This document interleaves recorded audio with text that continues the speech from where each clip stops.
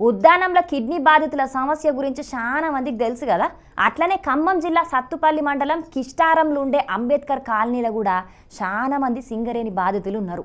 సింగరేణి బాధితులు అంటే సింగరేణి కాలుష్యం జయంగచ్చే తక్లీఫ్లతోని ఇగో ఎంతమంది జీవితాలు ఆగమైనాయో తెలిస్తే మీకు సుతం దుఃఖం అనిపిస్తుంది.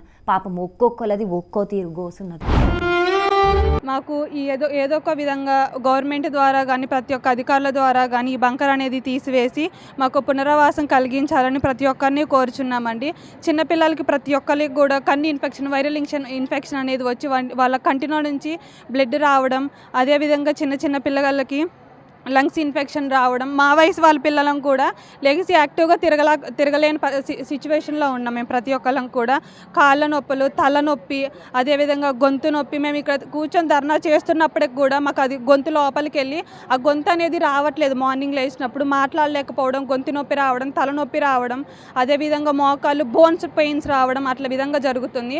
డే బై డే ఫీవర్ రావడం కూడా అట్లా జరుగుతుంది.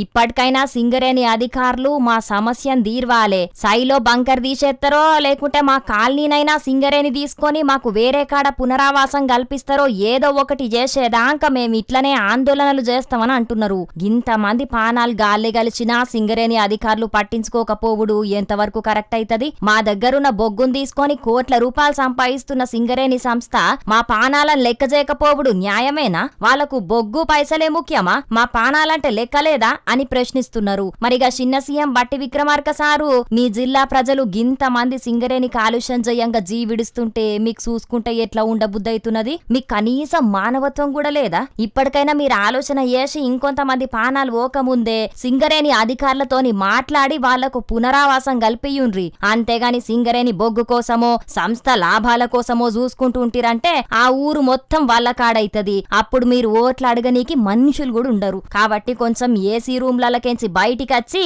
జనాల నడుమ తిరిగి తక్లీఫ్లు అరుచుకోన్రి, వాళ్ళ తిప్పలు తీర్వుండ్రి.